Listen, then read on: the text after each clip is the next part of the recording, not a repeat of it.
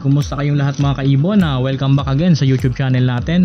Today, panibagong video tayo. Ang pag-uusapan natin ngayon sa video na to, itong tungkol sa mga possible na maging sakit ng alaga natin ngayong taglamig.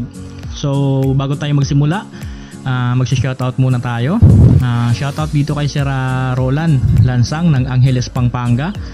Shoutout sa iyo sir, happy birthday po, salamat sa panonood. At dito kay Sir Marlon Graho, shoutout sa iyo sir, happy birthday po, salamat sa panonood. At dito kay Sir Rex Ortiz, at sa pinapa-shoutout niya ang kanyang may bahay na si Ma'am Jezabel Artista Ortiz.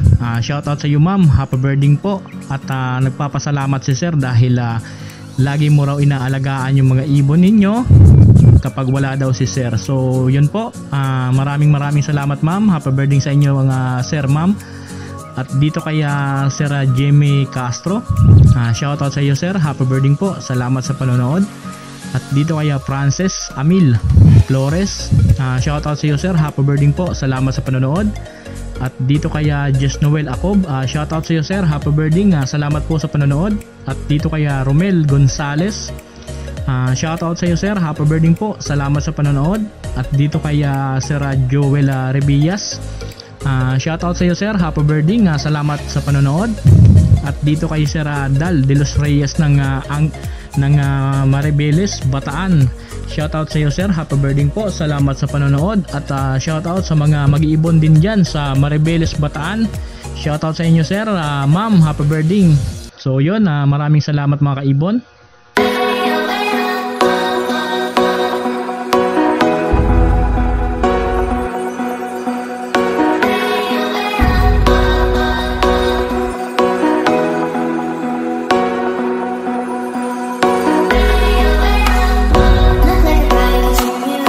Thank you. Maraming salamat sa inyo mga kaibon.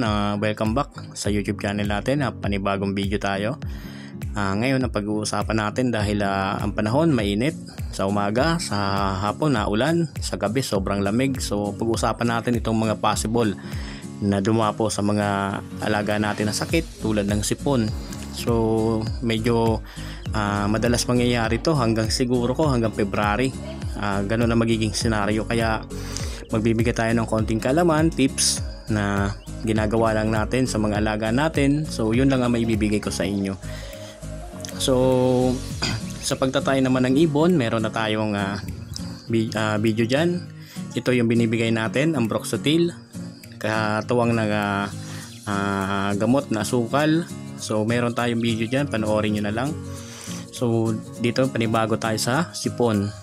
So halimbawa, magbibigay tayo ng tips sa mga nag-aalaga sa open space, nasa labas yung ibunan. So mahalaga na kung saan yung hangin, takpan nyo po yan ng trapal or kaya sako, pwede na po yan, basta wag lang mapasok yung cage ng hangin.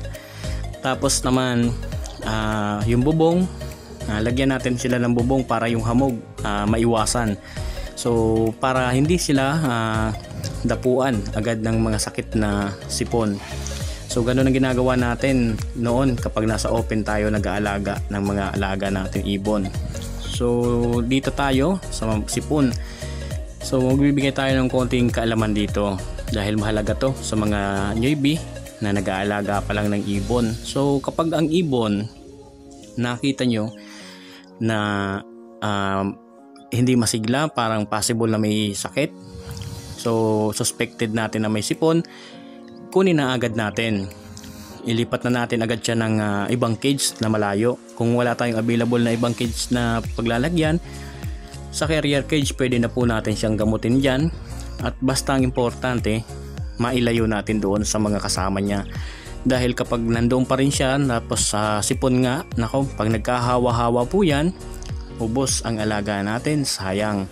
So ang iniiwasan natin dito, hanggat maaari pwede pang magamot or maiwasan, ilayo na po natin yung mga alaga natin doon sa mga kasama niya.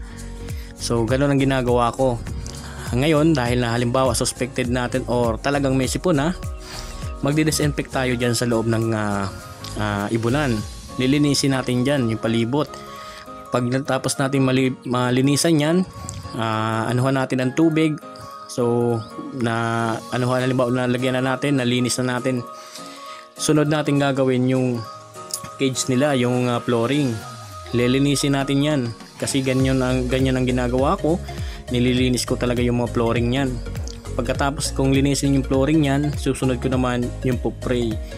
Dahil kailangan malinis natin yung popray at yung paligid at yung mga painuman nila, lilinisan natin yan, pakainan.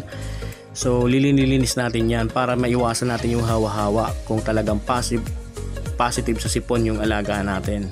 So kapag linis ng popray, ang ginagawa ko po pag naglilinis ako ng popray, Sonrox. Pagkatapos banlawan ng Sonrox, padaanan natin ng mainit na tubig para yung bakterya, yung virus mamatay. So ganun ang ginagawa ko sa mga ibon, sa cage ng mga ibon na pinagmula ng mayroong sipon. Dahil virus po yan, nakakahawa po yan sa mga kasama niya dyan sa kulungan. So sa treatment naman ng paggagamot ng may sipon, dahil halimbawa na-separate na natin, na ilayo na, ang ginagawa ko, kukuha ko ng kung isa lang muna ang gagamutin, isang basong tubig. So isang baso, lagyan natin ng isang buto ng bawang na dinurog. So kapag bibigay na tayo ng tubig doon sa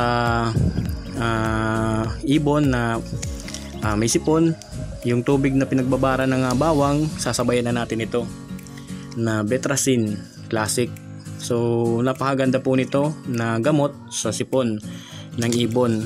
Pero mas maganda kung yung tubig pinagbabara ng bawang. So yun ang maganda po para mas lalong epektibo. So ganyan po ang ginagawa ko. Yung Betracin, nilalagay ko po yung tubig po ng pinagbabara ng bawang. Yun po ang hahaluan ko ng Betracin para mas lalong epektibo. So ang treatment ko niyan 7 days straight. Puro lang Betracin, tapos yung puro lang tubig na may bawang nalilagyan ng Betracin. So yun ang treatment ko 7 days. Pag naka-recover sa 7 days, papalitan muna natin itong dextrose powder kahit na once a week lang. So yun ang ginagawa ko, basta yung treatment 7 days straight po yan, Betracin lang. Tapos yung Betracin na binabara ng Betracin na may tubig na binabara ng bawang. So yun po ang ginagawa natin. So halimbawa yung first day, magbibigay din tayo doon sa mga naiwan sa cage ng Betracin na mayroong tubig na may binabara ng bawang. So yun ang ibibigay natin doon para yung mga nasa cage hindi na sila tablan. Kung meron man na mahawaan pa doon sana, so at least makarecover din at maunahan na natin yung mga kasama niya na mabigyan ng mga gamot para sa sipon. So itong Betracin, napakaganda po nito.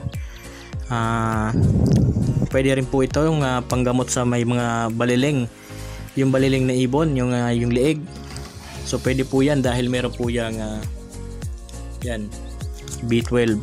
So napakahalaga po niyan na B12 sa mga may baliling na ibon. Gamot po ang mga vitamins na merong B12. So yun po ang pinanggagamot natin dyan sa mga may baliling din na ibon.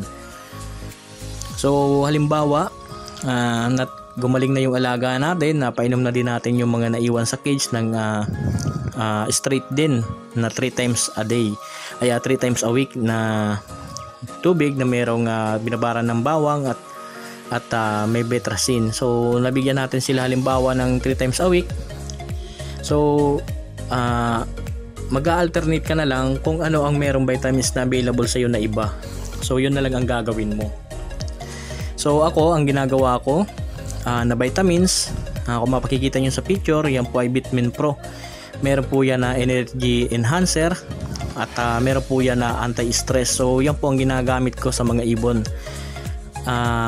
Paggamit ko po niyan, dahil naka-indicate po dyan na sa hapon epektibo po ang mga Vitamin Pro. So sa hapon ko po yan na ginagamit. Kung halimbawa po sa umaga nagbigay tayo ng Betracin, halimbawa umaga nagbigay tayo ng Betracin, pagka alas 12 tatanggalin natin yan. Pagkahapon pahingahin ng konti, pagka alas 3 papainumin na natin uli yung mga alaga natin ng Vitamin Pro. So ang pagtimpla niyan konti lang at ang pagbigay konti lang din para hindi masayang. So yan po ang vitamins na ginagamit ko ngayon na ganitong taglamig, ina-alternate ko lang po yung dalawa na Betracin at Betmin Pro. So nagbibigay ako ng dalawang yan, minsan halos 3 times a week lang or minsan 5 times a week, dahil kumbaga meron lang protection sa mga sakit ngayong tag-ulan. So konting paalala lang mga kaibon, kung saan hiyang yung alaga natin na vitamins, stick na po tayo doon. Okay na po yun kung saan po siya hiyang. Wag na po natin gagawin na 4 na klaseng vitamins or 5 klaseng vitamins palit-palit araw-araw. So hindi po yan tama. Hindi po yan tama para sa akin, dahil mabilis ang buhay ng alaga at lalong mas mabilis dapuan ng sakit. Dahil kung minsan mapapansin mo ang ibon na lutong-luto na sa vitamins, matamlay na, may possible na baka siraan ng atay niyan. So sa sobrang dami ng ginagamit na vitamins, nakakasira po yan sa atay ng ibon. So hindi po yan maganda. Kaya ang mapapayo ko lang sa inyo, kung saan siya naging hiyang, naging magandang katawan, naging maganda yung pangingitlog, stick na po tayo doon. Wag na po tayong papalit-palit, dahil hindi po maganda kapag sobra. So halimbawa 4 na klaseng vitamins at 5 klaseng vitamins araw-araw, iba-iba. So hindi po maganda para sa akin. So nasa sa inyo na rin, dahil yun nga, may kanya-kanya tayong breeding style. So ang sinishare ko lang dito yung style ko. So kung ano yung pamamaraan nyo, okay na po yan. Basta kung saan hiyang yung ibon, doon na po, okay na po yun. So balik tayo dito sa treatment. So yun, kapag mayroong sipon, ihiwalay na po agad, linisan yung pupray, linisan yung paligid, linisan yung flooring ng cage, dahil huwag na natin antayin na makahawa pa. Dahil kapag nakahawa pa yan, may possible na maubos ang alaga natin, sobrang sayang. So kapag tinitreatment nyo yan, para mas mabilis, 7 days straight yung alaga natin na tinitreatment, 7 days straight ng Betracin na may halong yung tubig na pinaghaluan ng hinaluan ng bawang, pinagbabaran, lagyan ng Betracin kapag ipapainom na, 7 days straight para sa mabilis na pag-recover. So yun lang, maraming salamat sa inyong lahat. Sana mayroon tayo na konting natutunan tungkol sa paano magamot ang isang alaga na mayroong sakit. So yun lang, maraming salamat sa inyo. Happy birthday po sa ating lahat. God bless po sa ating lahat.